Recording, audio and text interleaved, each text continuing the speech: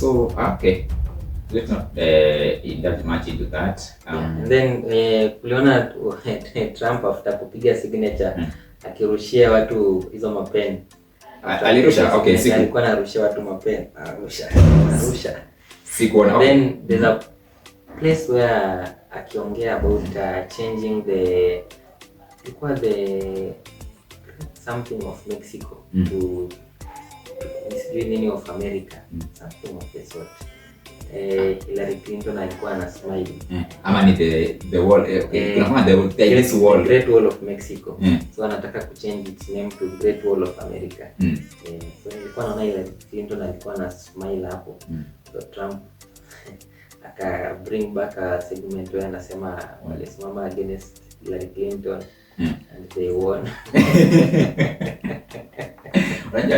Naturally, Trump ni mchokozi. Trump ni mchokozi too, but for me, I prefer his leadership to old Biden. Na prefer leadership yake kwa Sleepy Joe. Sleepy Joe ni sijai, okay, si kwa ipenda tu leadership yake. Okay, previously I was in support of Sleepy Joe, but nilipata wanataka kutuletea vitu nyingi, causing a lot of things down our throats that didn't end. That's how I shifted from supporting the Democrats to supporting the Republicans. Because at least inafaa to do, for me, let us do our things as Africans. Sisi wenyewe tusemange, we look back one day tuseme we developed ourselves from A. That is why I like to see. I admire the leadership of this guy from Burkina Faso. Burkina Faso, the military guy. Traore, yeah.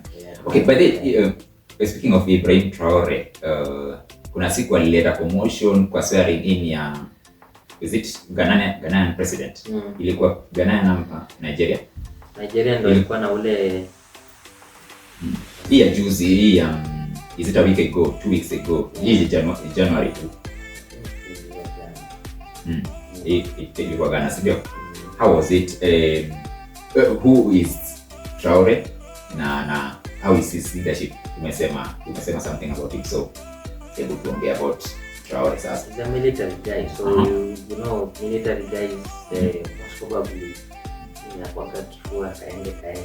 But personally I always feel like at some point in time kuna mali nafikanga inabidi kifua kwa leadership. Vitu zikikuwa soft kila time, some things don't get done. I think pia kuna some concept of kifua, kuna mali nafikanga inabidi vitu zilainike. So with the statement una support Kasongo, sababu Kasongo anatumia kifua. There's a concept of kifua na there's a different concept of kwenda overboard. Unaona? Kifua in what way? Kifua in doing what is right. I can be doing, you see at the end of the day, unakinatoka resistance and rebellion. I can have someone who is rebelling over nothing. You see at the end of the day, unapata hata home, mkigrow unakuwa tunele rebellious. Hata kitu wanasema kitu, it's something that needs to be done, it's a good thing. But the spirit of rebellion kaende sana iko nini, hiyo haiwezi. But ukiangalia basically the reason why mtu anapinga haiko, but ya Kasongo abductions left, right and center, which is wrong. Personally I feel kama kuna shida, someone is doing something that you feel as the government is not right, arrest this person, take them to court. We have avenues, we have institutions that are there to address issues like that. But still with these institutions unasema bado mta complain ati maybe mtu akifungwa mtasema tulijua tu Kasongo ameshika, has grabbed the, at the end of the day if someone is treating whatever, Trump akina Obama mpaka Michelle walikuwa nasema ati ni mwanaume. Did you see him abducting anyone? Ama were there cases reported of abduction? Sasa hapo ni kwa diplomatic state. As a president, you see there's something that is called freedom of speech. It's not supposed to be just on paper. It's supposed to happen in theory. But wanasema in practical. Wanasema the law states that kuna hiyo freedom of speech, yes. So freedom of speech iko, but you are not guaranteed of your freedom after the speech. So now unajua hiyo ndio that is kasoro wrong. natumia. That is wrong because at the end of the day I am allowed to speak freely, Yes. express myself, express my disappointment with the government. If you are a president or if you are a government that cannot take criticism to a certain level, then why did you go to power all the same? Because at the end of the day, you need to be able to accept criticism and you need to be able to take it in and work on it. You see, at the end of the day, even a good person will always face criticism. There will be people who will support and there are others who will criticize everything that you stand for. But you do not go to that direction where you start abducting people, killings. People have been killed. We've seen 25th of June last year. That is when the finance bill and whatever which happened. You can see even the footages. People lining the police. I don't know if they were police. Yeah, but lining up and it's like it's a movie. Shooting people who have flags. Si unaona the government, the pro-government team wakisema like it was Rigiji aliorganize watu waende wanini na yeye pia ndiye organize watu waoe hawa. So Rigiji is powerful more than the government. Sasa hapo ndio sasa swali. Kama alifanya hivyo mbona yeye hajakuwa arrested? Because hapo ndio serikali inafaa kutueleza. Even with the recent abductions zilifanyika hapa Christmas. Tunafaa wanasema ni watu walijiabduct wenyewe. Kama umejiabduct mwenyewe then you should be somewhere facing charges of creating such inaitwaje hiyo because it's like you are an insider, you want to incite the public against the government. So kama walijiabduct mbona wajashikwa wakakuwa arraigned in court, and do they have proof that these people have been abducting themselves? So abductions zina happen, it's true they're happening. We have recordings, hata vitu zimekuwa zikienda social media. You remember the footage ya Sikihopa ikirudi nyuma kublock gari walikuwa na abduct mtu. So why would you abduct yourself? Why? So you and okay, maybe wanasema like there are some criminal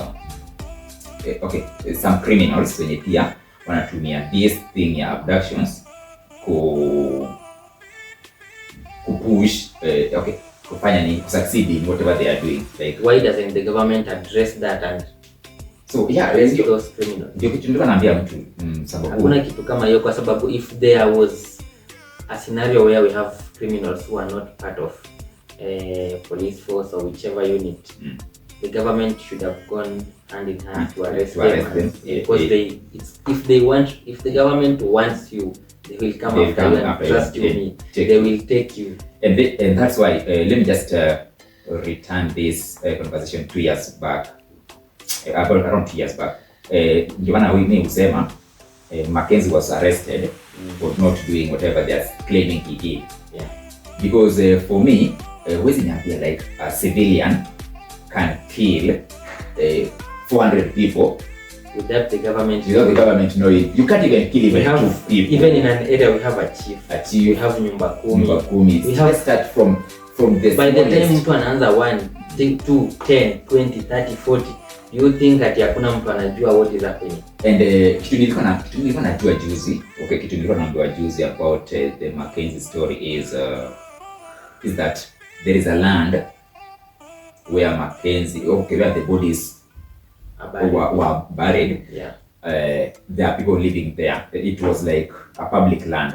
So serikali ilikuwa inataka kutoa hao watu. And the only way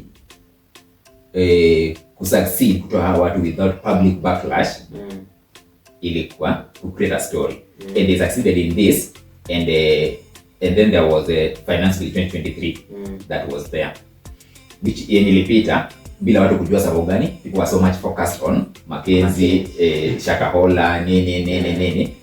Alafu sasa hizo government ikabuy out the media houses to support their narrative ya huyu mtu ameua watu 400, huyu mtu ameua watu 400, huyu mtu ameua watu ngapi. So with the media houses so much focused kwa hiyo scene, the government achieved its agenda ya pass kwanza finance bill 2023 and secondly kutaka evict the settlers wenye alikuwa kwa hiyo shamba. And then kukakuwa na hii shamba yenye pia walikuwa wanataka ya jini ya Ezekiel, but I think Ezekiel hawako nini nayo because it was like we do this, we arrest you, you stay in jail for some time, and then when we release you, we give you a certain amount of money. Maybe ule jamaa Ezekiel pengine yeye alikuwa na enough cash yenye kitu alikuwa anapewa offer. Aliona ni ushenzi, haizi chukua kakata. And like Mackenzie, so usiona Mackenzie alisema vizuri, kitu mnacheza nayo itawaramba. And actually for me I see the hand of government in all this. Hakuna kitu itafanyika. Even now the return of Mungiki, as you can see, kitu inafanyika, ilifanyika juzi. Uliona kwa nini ya Dorcas? Hiyo ni ya Dorcas. Ilikuwa meeting ama ilikuwa prayer rally. The return of Mungiki is, I say that it is a government project. The guys and then to ensure watu wa mlima wanavutana, kuna uoga fulani, and so inakuwa like Mungiki na nini, so we have to to put Mungiki to the government. So okay, unataka solution na mko rebellious, tutapataje solution na mko rebellious? So you have to submit kwanza, alafu ndio upewe hii solution. The same thing yenye inaweza semanga na there was a time nilikuwa nakwambia about the 42 brothers. This sect has been there for the longest time. Says maybe tunasema about 4 years. Wezi niambia wale watoto, because there are kids wenye wanatokanga tu shule. Wezi niambia up to this moment imeshinda serikali. Ama what's your take about security? About insecurity? If the government wants to stop something, they can stop it with one hand. Just they can. So if they don't stop it, it's not because that they are not capable, but they want it to be there.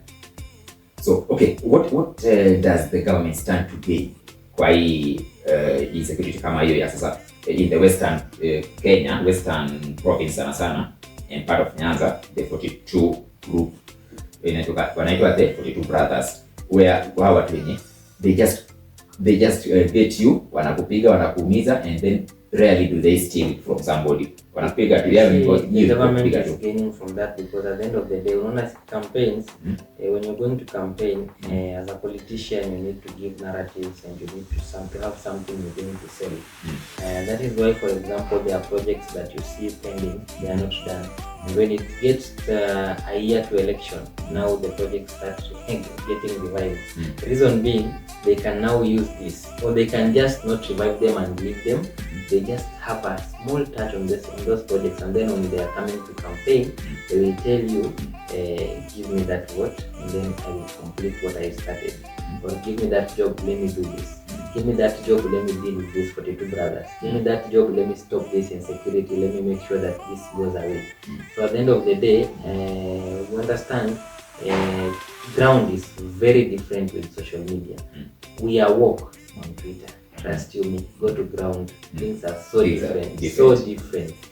Kwa Twitter utapata Kasmuel Makoure, for which size asha lose popularity after what she did. Utapata whoever guys are pushing on social media, a very strong candidate. Tupae kwa ground utashanga. Because you see, the people who are voting, especially our parents, our grandparents, when wako home huko mashinani, they are not that woke. Exactly, they are not that woke. Unaona? So how watapiga according to narrative wanaambiwa. So sasa watakuja waambiwe this is what we are going to do and this is the process.